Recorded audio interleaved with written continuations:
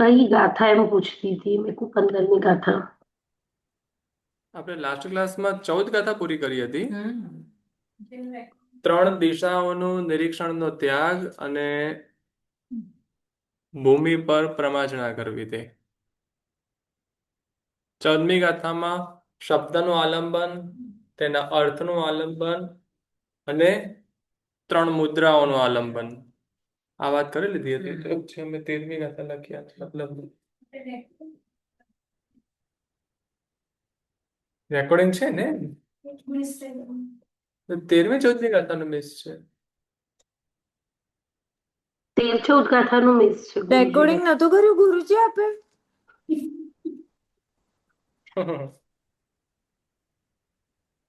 તમે માંગ્યું પણ ક્યાં છે હવે? રેકોર્ડ કર્યો તો પણ એ થઈ ગુરુજી જાય મેં છે ને માંગ્યું તું. ઓટોમેટિકલી એડ ગુરુજી. હા એ થઈ જાય છે ને ચેનલમાં એડ. મેં માંગ્યું તું ગુરુજી. હા ત્યારે ખબર પડી હતી ચારમી બેન થ્રુ કે આપે કર્યું જ નતું.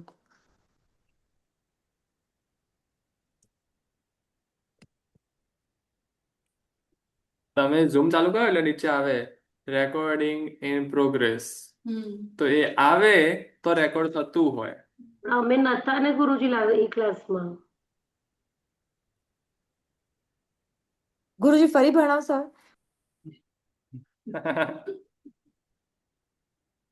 મને ફરી ભણાવવામાં કોઈ જ પ્રોબ્લેમ નથી, પણ જેમનું કરેલું છે ને તેઓ એ ક્લાસમાં ના હોવા જોઈએ.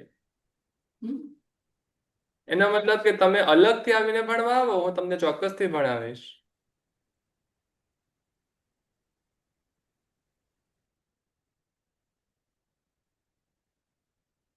ગુરુજી સૂત્ર જ્યારે ચૈત્યવંદનમાં બોલીએ છે ને તો એમાં થોડું કનેક્શન થાય છે, બરાબર? પણ પૂજા કરીએ ને ત્યારે પૂજા કરો. હાજી પૂજા કરો. પૂજા કરીએ હા પૂજા કરો.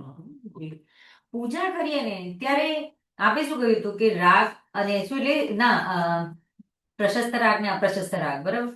તો પરમાત્માનું ત્યારે વિચારવા જઈએ ને ઓલું કે આપણે આમ અપ્રશસ્તમાં કે આમ ના ભાઈ પરમાત્માની આ ઓલું ભાવ વડે આમ છે તો થોડુંક ગડબડ પછી આમ છે ને એ શું કહેવાય, મને બી નથી સમજાતું બોલવાનું કે બધું એ નથી પકડાતું ભાવપૂર્વક મગજપૂર્વક. કે એના માટે કઈક એક શોર્ટ ઓલું આપું કે પરમાત્માની કોઈ બી પૂજા કરીએ ત્યારે, કારણ કે મત છે ને બધી જગ્યામાં મળું એટલે તમે કિરણો જેવું ભાગે છે, એકમાંથી બીજામાં મન ફરી જાય છે એમ? તો તમે શબ્દના આલંબન સહિત જ ચાલવાનું. તો બાહ્ય જ ના થાય પછી બાહ્ય જ ના થાય. શબ્દનું આલંબન લઈને ખાલી કરીએ તો પછી બાહ્ય ના થાય. કેમ બાહ્ય થયું? આલંબન લેતા જો આપણે મેરુ શિખરે કહીએ તો એટલે પછી ઈ દ્રવ્યાદિક થાય છે. હા તો શરૂઆત એવું જ થાય ને. તમે શબ્દાતીત લેવલ પર પહોંચવા માટે શબ્દનું આલંબન લેવું પડે. એ તો વર્ષોથી નથી લીધું, વાત કર્યું છું. પણ તમે શબ્દોનું આલંબન લઈને શબ્દાતીત તમે ભાવ દશામાં એ જે શબ્દ બોલો છો એના ભાવમાં નથી રહેતા ને. ભાવ એ તમે છોડી દો છો, બીજા ભાવમાં જતા રહો એટલે તમે ભગવાનની ભક્તિમાં પણ ભક્તિને ચૂકીને બીજી પ્રવૃત્તિમાં જોડાઈ જાઓ. પણ ભક્તિ કરી રહ્યા છો ત્યારે જે શબ્દ બોલી રહ્યા છો ને મન એ શબ્દ સાથે જોડવાનું, તો ધીરે ધીરે શરૂઆત થશે, એ વિષય સાથે કનેક્ટ રહેશે. ચાલો 15મી ગાથા મંડાવું છું.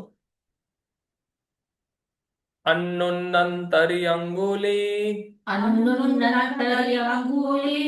કોષાગારે હિમ દોહિમ હથે હિમ પિટ્ટોવરી કુપ્પર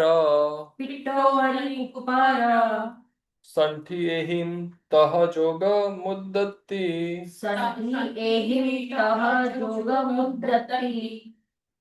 છેલ્લું વર્ડ ફરીથી બોલો. સંઠી એહિમ તહ જોગ મુદ્દતી. દ હાફ છે ને, હાફ અને ફૂલ. અરે એટલે હાફ અને ત ની જોડી કાઢી છે ને મુદ્દત. અહીંયા લખ્યું છે. હા સર. આમાં મુદ્દતી મુદ્રાઓ 3 છે. તમે આખો એક કેમ લખ્યો? આખો તો અડધો નથી. કરો એ અડધો પછી એની બાજુમાં આખો કેમ મુદ્દ આખો? તો આ એક આખો ને એક અડધો એવી રીતે જ છે એમાં. આ આખો ને અડધો કહેવાય, હા, બે દ છે. આ દ બે કહેવાય, હમ હાફ ના કહેવાય. હાફ કેવી રીતે કહેવાય? હાફ તો ખાલી આને જ હાફ કહેવાય. હા તો આ શું છે? એ છે ને હા આમ છે ને ના આ જુઓ, આ દેખો. આમ છે. ઓહ, તો તો એ હિન્દીમાં છે ને, સંસ્કૃત ટાઈપિંગમાં છે ને, હિન્દી કે સંસ્કૃત, બે દ છે. એની અંદર આ એક દ, ઓકે આ બીજો દ. ઓકે, નથી ખબર એટલે. હમ એટલે આમ થાય ને. આગળ બીજું ક્યારેક વાંચીએ ત્યારે ધ્યાન આવે ને એટલે. અને ડબલ દ કહેવાય. અચ્છા, તો એક દ આમાં તમે લખ્યો હોય તો ખાલી આટલું જ આવે. એક દ હોતા Okay. ગુજરાતીમાં આ, અને અડધો અડધો હોય તો હિન્દીમાં? આ. અચ્છા.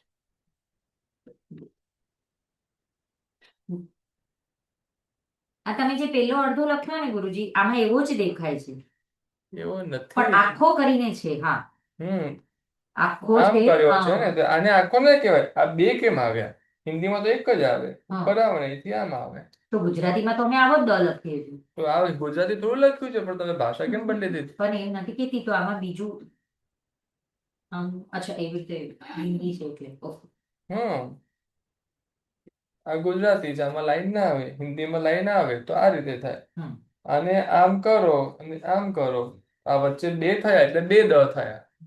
અને નીચેનો આ આમ છે હા. એટલે આ એટલે એક બે હાફ દ એને- થાય એટલે એક અડધો ને એક આખો તો જ જોડાયેલા હોય. અચ્છા ઓકે ભલે. તો ડબલ ત છે, હા તો આમાં હાફ નું પેલું આમ આવી લાઈન નથી કરેલી ક્યાંય પણ. પણ હા પણ બે જોડાયેલા છે, મતલબ કે એક અડધો ને એક આખો એવું તો સમજી લેવાનું. ભલે.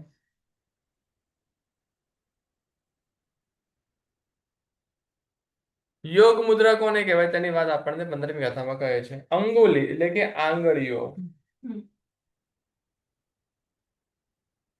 અન્ન અન્ન અંતરી, અન્નોન્ન અંતરી એટલે કે અન્ય અંદર એકબીજાની વચ્ચે આમ અંતરમાં, એકબીજાની આંગળીમાં એકબીજી આંગળીઓ પરોવવી, એકબીજાના અંતરમાં.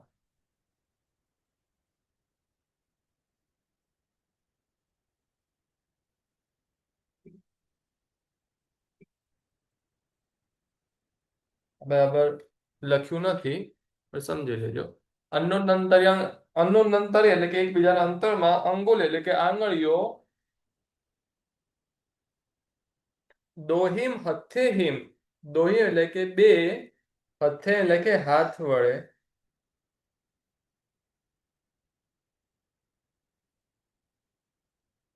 કોષાગારે હિમ, કોષ એટલે કે જોડવું એવું જ થાય છે ને અહીંયા. જોડે.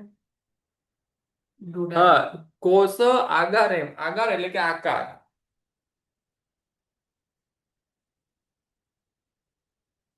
આકાર વડે, કોષ એટલે કે દોડા, દોડાના આકાર વડે.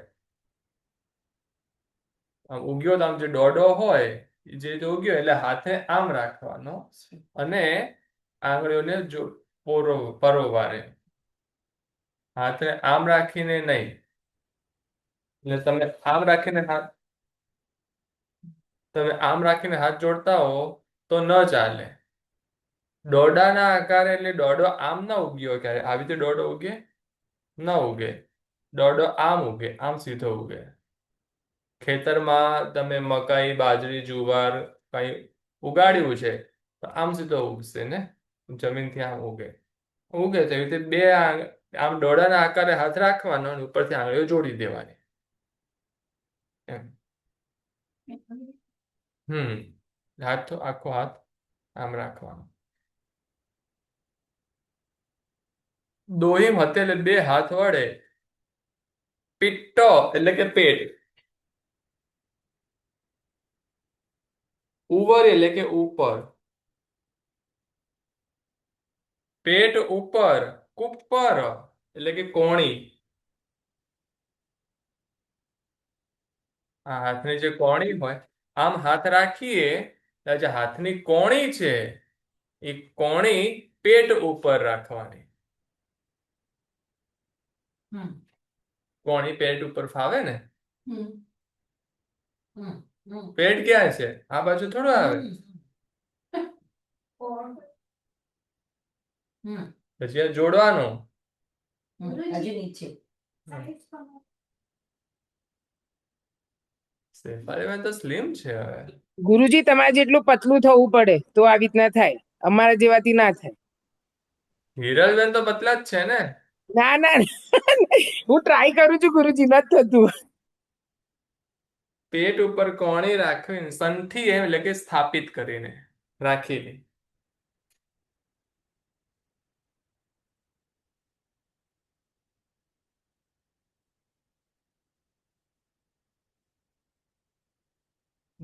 જે મુદ્રા થાય છે તહ એટલે કે તે, જોગ એટલે કે યોગ, મુદ્દ એટલે કે મુદ્રા, તિ એટલે કે એ પ્રમાણે તે યોગ મુદ્રા છે.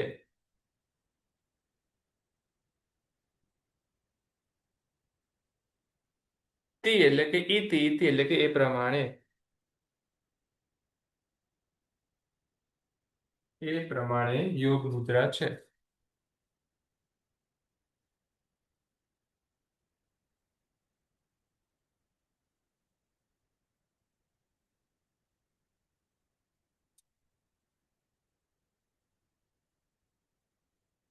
યોગ મુદ્રા કેવી રીતે થાય? તો હવે આમાં આપણે ગાથા અને વિવેચન વાંચીએ એટલે પાછું તમને ફરીથી સમજાવી દઈશ.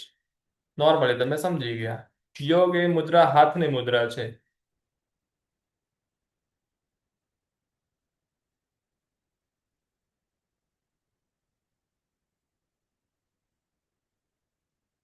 ચાલો.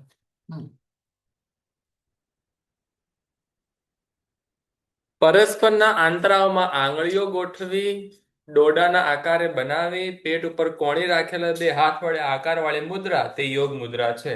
એટલે યોગ મુદ્રા આ રીતે કરાય. પ્રતિક્રમણમાં આ રીતે હાથ જોડાય, ધીરાસનમાં આ રીતે હાથ જોડાય, ગુરુ ભગવાનની સામે આ રીતે હાથ જોડાય. દરેક સ્થાને જ્યાં હાથ જોડવાના છે જ્યાં છીપ આકારની મુદ્રા નથી કરવાની, જય વિરય જાવતી ચેન જાવતી કેવું સાવ સૂત્ર, એ સિવાયના દરેક સ્થાનની અંદર ઊભા હોઈએ કે બેઠા હોઈએ દરેક સમય પર યોગ મુદ્રા હોય. આ ફક્ત નમોસ્તુણમ કે ચૈત્રંજન માટે નથી, દરેક આ સ્થાન, જ મુદ્રા. દરેક જગ્યા પર આ મુદ્રા હોય. દેવગુરુની ભક્તિ, ધર્મના કોઈ પણ કાર્યની અંદર હાથ જોડવાનો જ્યારે પ્રસંગ આવે ત્યારે આ મુદ્રા કરવી. આ રીતે જ હાથ જોડાય. દેવી પ્રણામ આમ ન કરાય. ના કરાય. હા, એટલે આમ જ પ્રણામ કરાય. આમ જ ઓલરેડી પ્રણામ. હાથ જોડાય જ આમ. Okay. આંગળીઓને કમળના દોરડાના આકારે ભેગી મેળવી, ડાબા હાથની આંગળીઓ જમણા હાથની આંગળીઓમાં આવે એ રીતે ભરાવવી કે ડાબો અંગૂઠો જમણા અંગૂઠાની સામો જોડાયેલો રહે. એટલે અંગૂઠો બંને સામસામા રહે અને ડાબા હાથની આંગળી જમણા હાથમાં આવે અને ડાબી પહેલી આંગળી જમણી પહેલી આંગળી ડાબી બીજી આંગળી ની નીચે આવે. નહીં. ડાબી પહેલી આંગળી જમણી પહેલી અને બીજી આંગળી નીચે આવે. એટલે અહીંયા સૌથી પહેલી આંગળી જમણી આવવી જોઈએ અને આ જે ડાબી આંગળી છે એ જમણી આંગળી પહેલી અને બીજી આંગળી વચ્ચે ડાબી આંગળી આવે એટલે પ્રમાણે બીજી બધી ગોઠવાઈ જાય.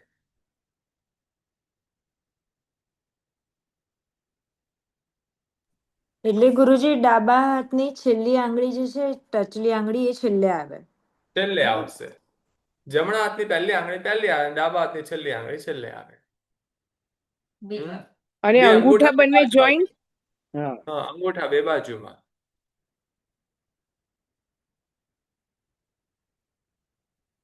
એટલે જમણી પહેલી બીજી આંગળીની નીચે આવે તથા કાંડાથી કોણી સુધીનો ભાગ પણ તે વખતે કમળના નાળની પેઠે યથાયોગ્ય સાથે રાખવો. કમળની નાળ આખી આમ સીધી હોય એવી રીતે. એ ક્યાં સુધી સીધી હોય? છેક મૂળ સુધી.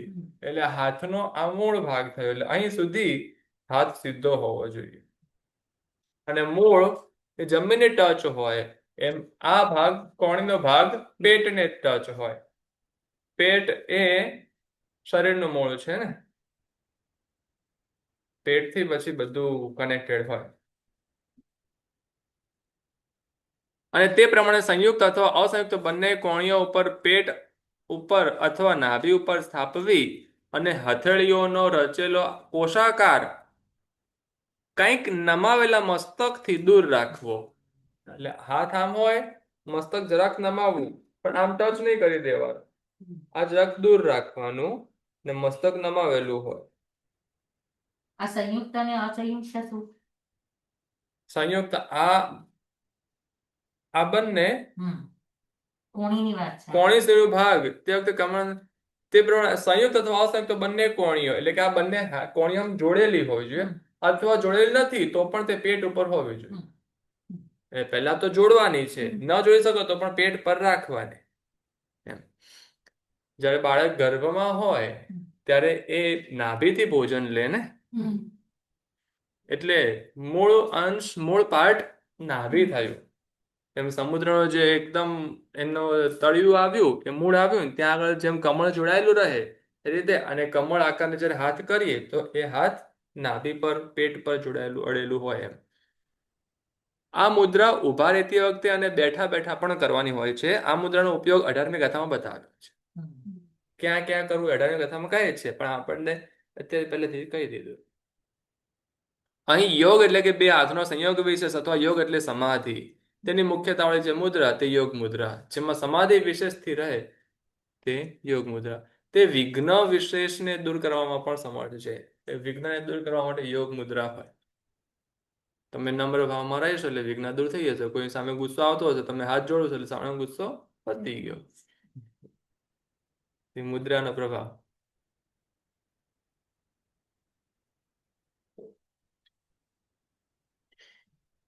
હવે આ રીતે હાથ જોડશો ને બધા,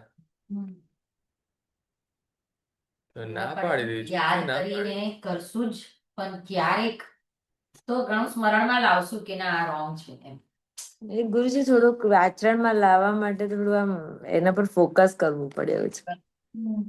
એટલે કેવું થાય કે મુદ્રા કરવા જઈએ ને તો ફોકસ મુદ્રામાં રહી જાય સ્ટાર્ટિંગ એવું મેનર પેલું કરવા માટે, ને પછી બીજે ધ્યાન જતું રહે એવું થઈ જાય. પણ મુદ્રા કરવા માટે પહેલા મુદ્રા ઉપર ધ્યાન આપવું જરૂરી છે, એવું થયું ને? એ શરૂઆતના 2-4 દિવસ પછી બેસી જાય. તમે ઘર ચેન્જ કરો ને એટલે શરૂઆતમાં 2-4 દિવસમાં યાદ રાખવું પડે મારે આ ગલી નહીં આ ગલીમાં જવાનું છે. ભાઈ કેટલી વખત 2-4 દિવસ યાદ રાખવું પડે કે મારે રસ્તો આમ લેવાનો છે. નહીં તો રોજ એક જ જેમ જતા એમને એમ જતા રહો, તમે જૂના એડ્રેસ પર પહોંચી જાઓ. 2-4 દિવસ તમે યાદ રાખો, ભાઈ 5મા-7મા દિવસે તો બધું તમારું જે નવો એડ્રેસ હોય ત્યાં રસ્તો બેસી જાય. શરૂઆતમાં થોડી કોઈ પણ વસ્તુ જયારે ચેન્જ આવે ત્યારે શરૂઆતમાં થોડુંક લાગે, પણ આપણે તેને સેટ કરીએ તો આ વસ્તુ બહુ ડિફિકલ્ટ નથી.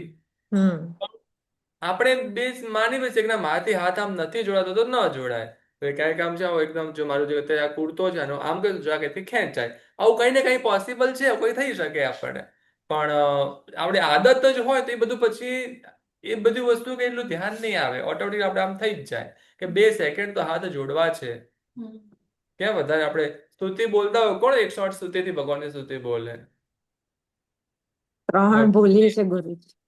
108 સ્તુતિ બોલો છો? 3 સ્તુતિ માંડ બોલીએ છે, એમાં બી ધ્યાન નથી રહેતું એમ કહું છું.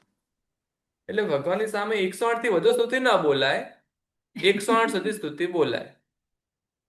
તમે દેવવંદન કરતા હોય છે તો એ પેલું પટપટ ચોપડી લેવીને પટપટ બોલેલી કહું તો છું ને, અભ્યાસ તો નથી એટલે આમ જોડીને રહે, પણ હવે આમ કોન્સ્ટન્ટ મગજમાં રાખવું જોશે ને, એ સારું છે.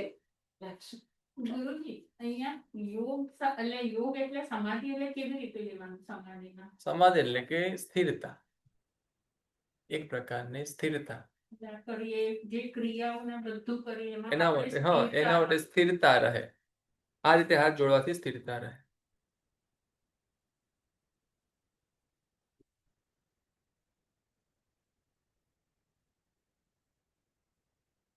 ચાલો 16મી ગાથા આપણે આ જીવનમાં પૂરું કરવાનું છે ને. કર્મ શું ભાષ્ય?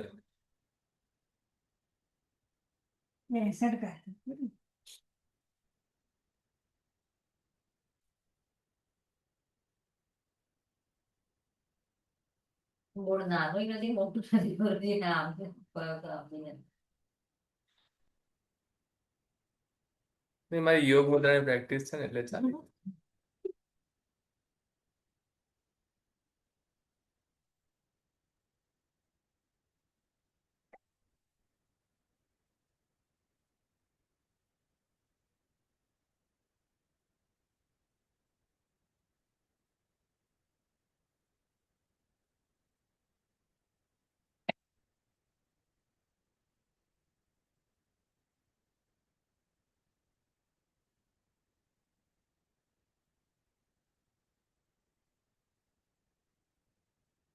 મંડાવું છું આગળની કથા. ચત્તારી અંગુલાઈમ ચત્તારી અંગુલાની પુરો ઉણાઈમ જથ્થ પુરો ઉમાન જઠ્ઠ પશ્ચિમો પશ્ચિમો પુરો ઉણાઈમ જથ્થ પશ્ચિમો પુરો ઉમાની જઠ્ઠ પશ્ચિમો પાયાણમ ઉત્સગો એસા પાયણમ ઉત્સર્ગો એસા પૂર્ણ હોઈ જીણ મુદ્દા. પૂર્ણ હોવી જીણ મુદ્દા.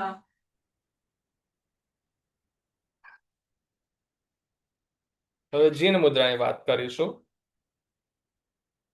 અત્યાર સુધી આપણે જે વાત કરી તે યોગ મુદ્રા હતી. હવે જીન મુદ્રા. જીન મુદ્રા એટલે શું? જીન એટલે કે જીનેશ્વર ભગવાન, વિતરાગ ભગવાન, પરમાત્મા અથવા કેવળ જ્ઞાની ભગવાન. સુધાબેન પહેલી વખત સ્થાપનાજી રાખ્યા લાગે છે. આટલા નજીક રાખો તમે. હું આ હલાવું પડી જાય તો બધા ઉપર જ લીધા ઓકે. હા, કોઈ નથી સ્થાપ્યા. આને હટાવી દો ને જરા. એટલે પછી મેં આમ આવી રીતે રાખી. આ હટાવવામાં હલી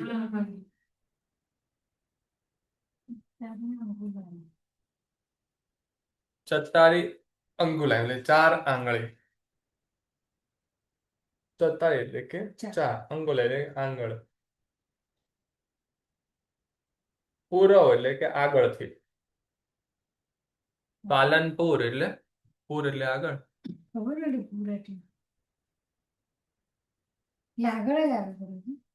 પૂર શબ્દના અનેક અર્થ થાય. ત્યાં પૂર એટલે કે શહેર એવો અર્થ થાય. અહીંયા પૂર એટલે આગળ એવો અર્થ થાય.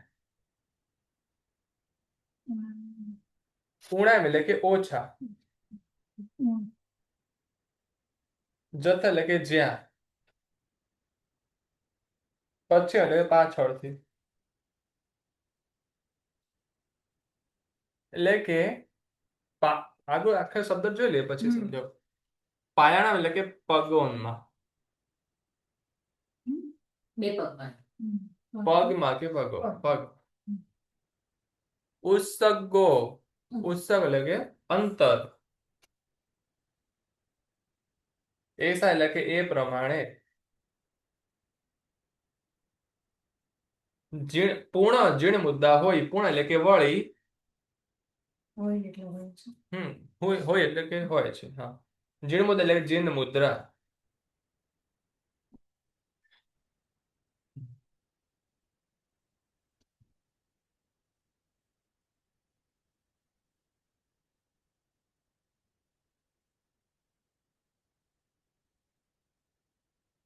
જીન મુદ્રા કેવી રીતે કરાય? તો કે પાયાણ એટલે પગમાં અંતરમાં. પાયાણમ ઉત્સગો પગના અંતરમાં. પૂરવ ચત્તારી અંગુલાયમ એટલે કે આગળથી 4 આંગળ. અને જથ્થો પશ્ચિમો ઉણાઈ જ્યાં પાછળ જરાક ઓછું. એટલે કે પગ છે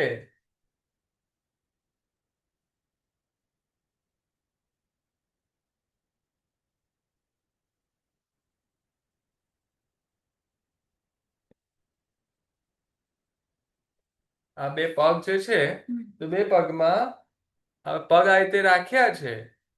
તો આમાં અહીંયા વચ્ચે અંતર 4 આંગળનું હોવું જોઈએ. અને અહીંયા 2 થી 3 આંગળ. અને અહીંયા 4 આંગળ. આટલું અંતર હોવું જોઈએ. એટલે પાછળ જરાક ઓછું ને આગળ જ્યાં 4 આંગળ જેટલું અંતર રહે. પૂર્ણ જીણ મુદ્રા હોય એવી, એસા પૂર્ણ જીણ મુદ્રા હોય એવી વળી જીણ મુદ્રા છે. તમારા હાથ જે પણ પ્રમાણે હોય, જીન મુદ્રા માત્ર ને માત્ર પગની જ હોય છે. હાથ માટે તમારે યોગ મુદ્રા કરવાની કે કૌશક મુદ્રા કરવાની કે મુક્તાશોક્તિ મુદ્રા કરવાની કે જે મુદ્રા કરવાની આવે તે મુદ્રા તે હાથમાં વિષય. પગ આ રીતે જ રખાય. હંમેશા પગ આ રીતે જ રાખવા. આગળ 4 આંગળ અને પાછળ 2 થી 3 આંગળ. તમે ઊભા થઈને એ રીતે પગ રાખીને જોઈજો એટલે તમને ખ્યાલ આવશે. કાવસુમાં પર્પસ એ રાખીએ છે પણ રૂટીનમાં નથી રાખતા. ઇન ધ સેન્સ દેરાસરમાં ક્યારેય પણ હા, ઈ આ સાંભળ્યું રીતે જ એટલે. હોવું જોઈએ. તમે ભગવાનની સામે ઉભા રહીને સ્તુતિ બોલતા હો ત્યારે પણ આ રીતે જ ઉભા રહેવાય. જ્યારે તમે ચૈત્યવંદન માટે ખમાસમણા આપવા સિવાય જે તમે જેટલી પણ વિધિમાં ઉભા રહેતા હો ત્યારે પણ આ રીતે જ ઉભા રહેવાય. કૌશકમાં ઉભા રહેતા હોય ત્યારે આ રીતે ઉભા રહેવાય. ખમાસમણા આપો ને ત્યારે તમારે પગ પહોળા કરવા પડે, નહીતર ખમાસમણો ન ફાવે, પડી જાવ. પછી તમે ઊભા નથી રહેતા એટલે તમે ઊભા થઈને પાછા બેસી રહ્યા છો, તમે મુદ્રા વિધિ અલગ કરી રહ્યા છો એટલા માટે. તો જ્યારે માત્ર ઊભા રહેવા વાળા જે પણ સૂત્ર હોય જેમ કે અરિયંત ચેણા મંડપ છે તો આ મુદ્રામાં જ ઊભા રહેવું. આગળ 4 આંગળ અને પાછળ 2 થી 3 આંગળ.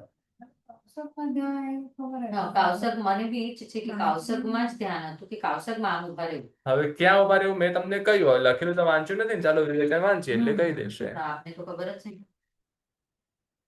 અને જેમાં 2 પગનું અંતર આગળ 4 આંગળ અને પાછળ કંઈક ઓછું હોય એ જીન મુદ્રા. કૌશક વગેરેમાં ઉભા રહેતી વખતે જો કૌશકમાં કહ્યું છે પણ ખાલી કૌશક નહીં, કૌશક વગેરે બધું જ્યાં પણ ઉભા રહેવા છે તે દરેક વખતે ભૂમિ ઉપર 2 પગ એવી રીતે સ્થાપવા એટલે કે રાખવા કે જેથી એ 2 પગ વચ્ચે આગલા ભાગમાં 4 આંગળ અંતર રહે ને પાછલા ભાગમાં 4 આંગળથી કંઈક ઓછું અંતર રહે, 2 થી 3 આંગળ જેટલું. એવી પદ વિન્યાસ એટલે કે એ રીતે પગની ગોઠવણ, એ રીતે પગ રાખવા તે જીન મુદ્રા કહેવાય છે. અહીં જીન એટલે કૌશક કરતા જીનેશ્વરો, જીનેશ્વર લોકોની જે મુદ્રા તે જીન મુદ્રા, અથવા જીન એટલે કે વિઘ્નોને જીતનારી મુદ્રા તે જીન મુદ્રા. આ રીતે વિઘ્ન જીતાય.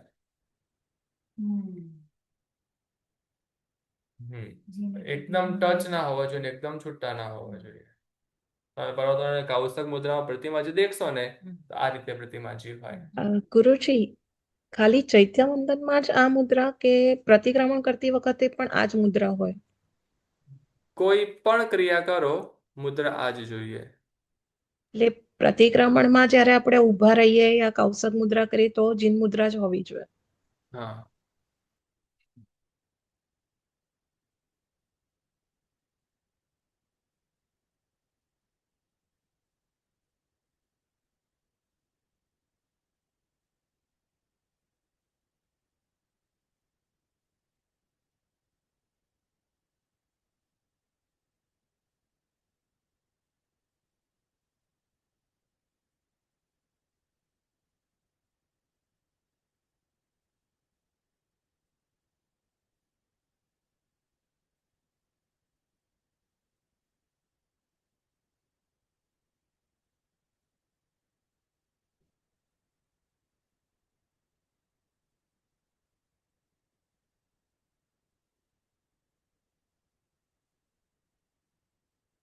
જુઓ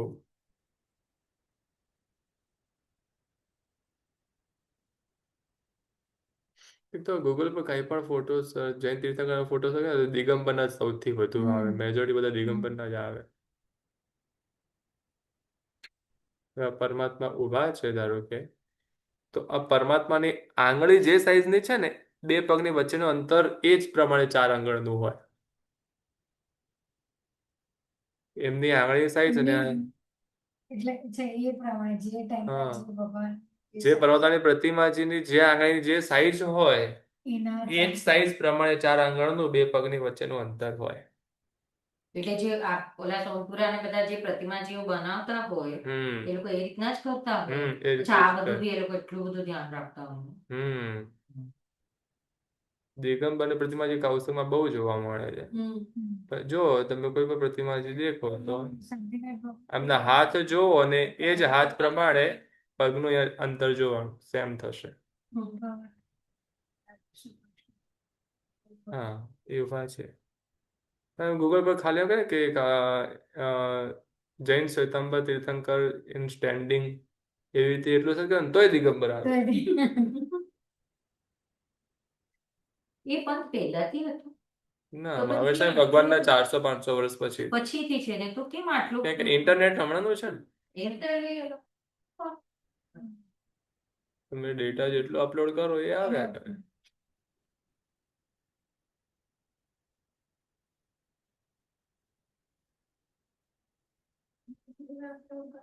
ગુરુજી આ બધા જે ઓલા જે બધા પ્રતો મળી હમ ત્યાં લંડનમાં મળી થોડી તો એ આપી કોણે? અરે સાંભળો ને, સામે ઉભા રહો. પણ એ તો લેવા તો બધા ઓલા દેખાય છે તો ફોટામાં આઈધર દિગંબર દેખાય છે અને સ્થાનકવાસીના ઓલા ના મોમબત્તી લગાવીને ગયા હોય. હા એ દેખાય. ત્યારે શું મળી મને કઈ ખબર નથી વાત. 2000 પ્રતો આપણી બુકો એટલે આગમમાંથી ને એ બધું જે હતું તે પ્રતો એ લોકો પાછી આપે છે આપણને. કે આ જૈન લોકોનું જ છે ને આમ જ છે ને બધું એ આ લોકોએ બહુ આપી લડત નથી આપવાના છે. નહીં આપી દીધી. સુપ્રત કરી એવા ફોટા જોયા અમે ક્યારે? એક દિવસ હા? એટલે વિધિ બે ત્રણ દિવસના પહેલા માઇન્ડ હા એટલે કોઈ ગયા હતા. ગયા હતા કે ક્યાંના હશે હવે ખબર નહીં. કલ્પના તો ઠીક છે પણ અમુક ગ્રંથો એવા છે કે જે ગ્રંથોની એક જ કોપી છે. એટલે ઈ જ કે છે કે ત્યારના લખેલા પાંડુલિપિ ને બધીની બુક પ્રતો છે બધી. અહીંયા બી છે ને અહીંયાની મોહમ્મદ લાઇબ્રેરી એમાં બી આખું કલ્પસૂત્ર છે હેન્ડ રિટન અને આખું બહુ જૂના ટાઈમનું છે. એટલે આપણા આચાર્યોએ બધાએ જે લખેલું છે ને એ બધા પ્રતો અમને સોંપી એમ વાંચ્યું હોય બસ એટલું તો ખબર પડી. એટલે જો જે લખેલા ગ્રંથો મળે એ પણ લખેલા કેટલા 600-700-400 વર્ષ જૂના મળે. લગભગ 300-400 વર્ષ જૂના મળે એથી બધા જૂના ના મળે. અહીં અંગ્રેજો જ લઈને ગયા મને અંગ્રેજો લઈને ગયા પણ 400 વર્ષ પહેલા છે 500 વર્ષ પહેલા લખવાની એટલી પરંપરા બહુ ઓછી હતી. પ્લસમાં એમ તો લખાયું 900-1000 વર્ષમાં લખાયું છે પણ કોઈ પણ પેપરની લાઈફ તાડપત્રની લાઈફ પણ 400-500 વર્ષ છે. 400 વર્ષથી વધારે રહે નહીં. કેવી રીતે કીધી એ લોકો આટલું જૂનું? 400 વર્ષ જેવું જ હશે એથી વધારે જૂનું નહીં યાર. અને આ બંને ચારેય ફિરકાઓ 400 વર્ષથી તો છે જ એટલે બધા ના હોઈ શકે એમ. એટલે એમાં એમનું પણ એ હોય લોકોમાં બી કલ્પસૂત્ર આવે. કલ્પસૂત્ર ના આવે આગળના નામ પરથી તો ખબડી આ કોનું છે તે કેમ કે એક ગ્રંથ તો એમ એક દિગમ બનાવતો હતો એમાં ગોમડ સારો કરે 4 આગમ જ છે તે 4 જ હોય તો એ 4 માંથી કોઈ હોય તો એમનું હોય અથવા હમણાં કુંદ શ્રીજીએ રચેલો કે એમના કોઈ આચાર્ય જેમને કોઈ રચેલો તે ગ્રંથ એમનો જ હોય. આપણે હમણાં આ લોકોએ સ્થાનકવાસીઓએ 32 આગમ કરેલા છે તો એ ઓલા જે કાઢ્યા છે એમાં જીન પ્રતિમાજીનું બહુ આવે છે.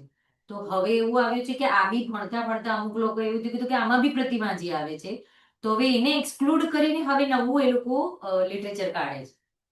તો ઓલરેડી જે 32 આગમ છે એની અંદર પણ બધું મોડિફિકેશન કર્યું જ હતું એ ટાઈમે પણ ત્યારે પણ એમાં કઈ નામ નથી આવતું એવું નથી કોઈ આગમની અંદર ભગવાનની પ્રતિમાજીનું નામ પ્રતિમાજીનું નામ ન આવ્યું વિવેચન પ્રતિમાજી હોય જ એમ એવું. જો હવે લઘુ સંગ્રહ તમે જ્યોગ્રાફી ભણો હા એમાં શું પ્રતિમાજી ના આવે શાશ્વત દયાસની વાત આવે હવે જીવી ચરબણામાં ક્યાં કઈ આવે હા તો એમાં થોડુંક તો આવે કે પ્રતિમાજી. આજુબાજુ એને અડતો વિશે જરા કંઈક તો પ્રતિમાજીનો આવે મને એમ પછી ત્યારે થોડા વિદ્વાને ભણ્યું હશે કે એને વધારે પડતું લાવ્યું એટલે એને કીધું કે ભાઈ આ રીતનું વધારે પ્રતિમાજીનું આવે છે તમે પ્રતિમાજી નથી એટલે સ્થાનકવાસીમાં ના પાડો છો એ પંથમાં.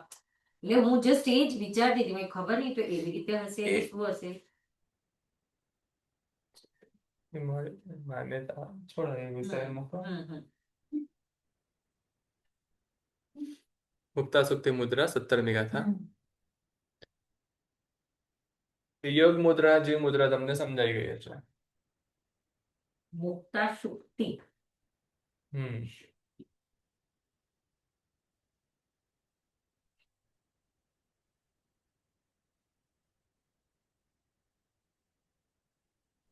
આ મુદ્રા ગુરુજી કોઈ આપણે પૂજન કે એવું કંઈક ભણાવીએ ત્યારે આવતી હોય છે. તમે અષ્ટપ્રકારી પૂજન ભણાવો ને તો પછી એમાં તમે જે સાંભળેલું છે મહાચૈત્યવંદન કરો એમાં છેલ્લે એમાં જે પ્રાર્થના ગરબી જે તમે 13 વિનંતીઓ કરો એ જય વિરાયમાં આ મુદ્રા આવે. પછી ઉત્કૃષ્ટ ગુરુજી ભાવ તમે સકલ તીર્થને જે ચૈત્ય વંદના કરો એ જાવતી ચૈમાં મુદ્રા આવે. પછી આખા વિશ્વમાં જેટલા પણ વીરતીધર મહાત્માઓ છે એ બધા જ અઢી રીતના સાધુ ભગવંતોને વંદના સ્વરૂપ જાવતી કેવીમાં આ મુદ્રા આવે. આવા મહાન મહાન કાર્યોની અંદર આ મુદ્રા આવે છે. ગુરુજી સીધી રીતે ના કહી કોઈને શકો કે દીદી જય ખબર વિરાય કે ત્રણે માં સીધી રીતે ના કહી શકો. ના આવે તો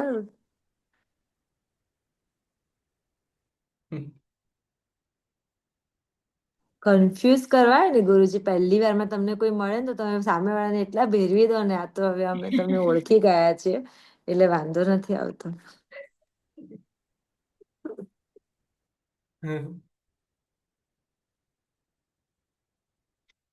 દેરાસરમાં પૂજા કરવાના ટાઈમે છે ને પેલું સ્નાતરામ ભગવાનની બરાસ પૂજા થાય ને એ ટાઈમે મેં એનાઉન્સ કર્યું હમણાં અઠવાડિયા 4-5 દિવસ પહેલા કે ચાલો બરાસ પૂજા પૂરી થાય છે, જલ્દી જલ્દી ચલો બધા. જો કે મારું એનાઉન્સર બધાને ખબર હોય કે બધા રાહ જોવાના જ છે અને કોઈ ફરક નથી પડવાનો, કોઈ ઉતાવળ કરવાની જરૂર નથી. પણ હવે એ જેને ખબર હોય એમને એ શાંતિથી આવે, એ ત્યાં આંગળું કરતા કરીને આવે. હવે એક જણ તો બિચારો કોઈક નવો આવ્યા હતા, ભાઈ અમારું ધ્યાનમાં નહીં કે આ ભાઈને હું બોલું છું એ સમજાશે નહીં. એ આંગળું કરતા મૂકીને ફટોફટ ભાગી ના કે હમણાં મૂકી દેશે, પૂજા રહી જશે. બિચારા કોઈ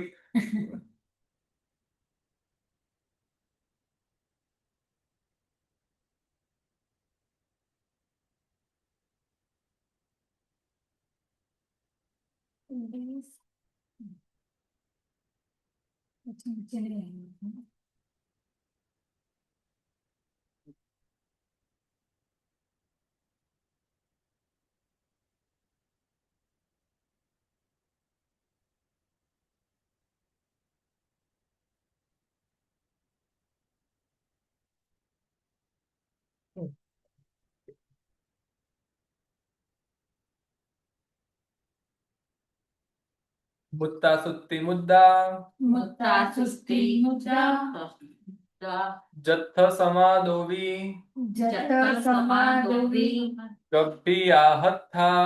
ગભિયા મેં ગભ્ભિયા લખ્યું છે, બુકમાં ગભ્ભી આ છે, અ અને ય ચાલશે.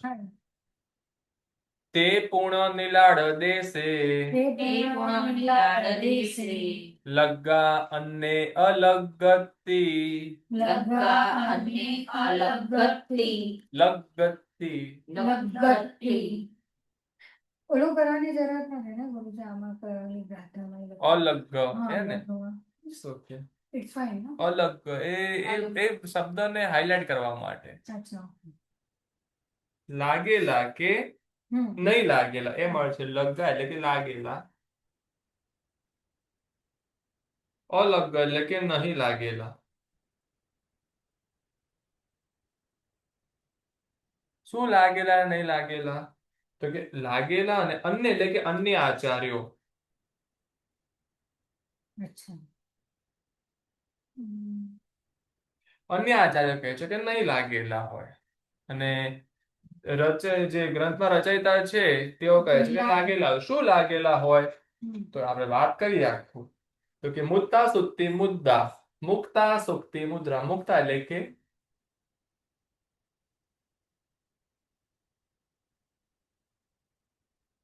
મુક્તા સુક્તિ. મુક્તા એટલે કે મોતી અને સુક્તિ એટલે કે છીપ. અચ્છા.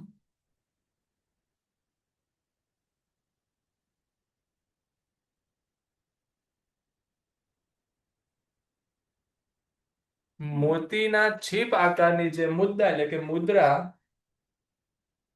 પેલું છે ને કચ્છમાં મુદ્રા મુદ્રા, મુદ્રા ઓ, મુદ્રા.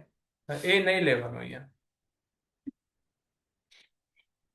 અહીંયા મુદ્રા લેવું, મુદ્રા નહીં. તો એટલે જે મોતીના છીપ આકારની જે મુદ્રા કેવા પ્રકારની હોય છે? તો કે જેમાં જથ્થ એટલે કે જેમાં અથવા જ્યાં સમા એટલે કે સામ સામે, દોવી એટલે કે બે, બંને, બે પણ, બંને કે બે એમ એટલે કે બે, હથ્થા એટલે કે હાથ, ગભિયા ગભિયા એટલે કે ગર્ભિત હોય. ગર્ભિત હોય એટલે કે નોર્મલી ગર્ભ હોય એટલે કેવી રીતે આમ ઉપસેલો હોય ને, એટલે હાથને આમ ગર્ભિત આકારમાં રાખવા એટલે કે આમ ઉપસેલા ભાગમાં રાખવાના. બે હાથ ગર્ભિત આકારમાં એટલે કે બે હાથ ઉપસેલા આકારમાં અને સામ સામે હોય એવા આકારમાં રાખવા.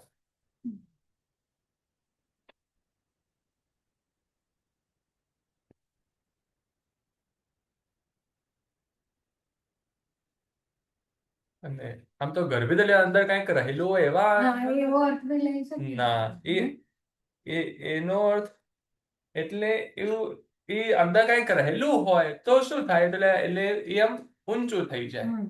એટલે એવા આકારની મુદ્રા.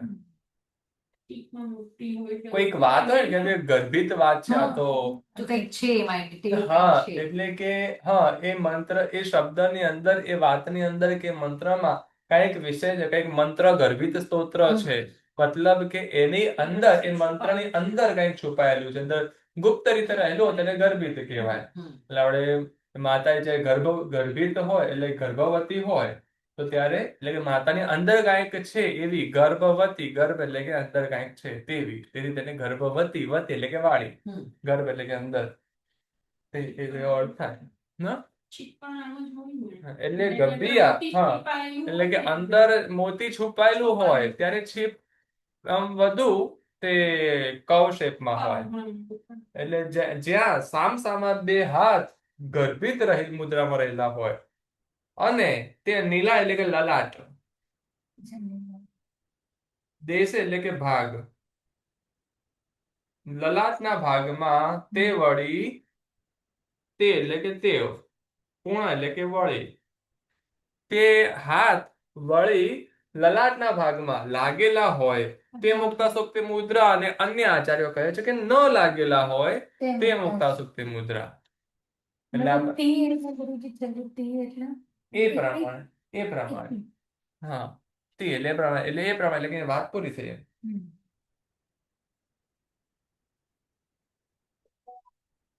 ગુરુજી તી એટલે એટલે કે હા આગળનું એટલે એક મિનિટ, એટલે આ હાથને આપણે આ પ્રમાણે કરવાના, આને આમ જ જોડવાના. આ તો આમ આવે, હાથ ઉપરથી આમ હોય, યોગ મુદ્રામાં આમ આવે, મુક્તાસુક્તિ મુદ્રામાં આમ આવે, આ ભાગ તો આવો જ રહે. અને જાવંત છે કે જાવંત કેવી સાવ જયવ્રત, આ 3 સૂત્રમાં આ મુદ્રાનો ઉપયોગ થાય છે. કેટલાક આચાર્ય કહે છે કે હાથ લગાવી રાખવાનો, કેટલાક આચાર્ય કહે છે કે હાથ નહીં લગાવવાના, આમ છૂટા રાખવાના. અહીંયા આમ કરવું કે આમ કરવું એટલો જ મતભેદ છે, એ સિવાય કોઈ મતભેદ નથી. આ યોગ મુદ્રામાં આપણે હોય છે તે પ્રતિક્રમણ ભણતા હોય કે આપણે ભણાવતા હોય છે ભેગો, તો આમ કરવા જાય તો મોભતી એડજસ્ટ આવી જોઈએ ને. આવી જાય આવી આવી જાય નથી થતી. એટલે જયવિરા સૂત્રમાં ના તો બીજા સૂત્રમાં થઈ જાય. આવી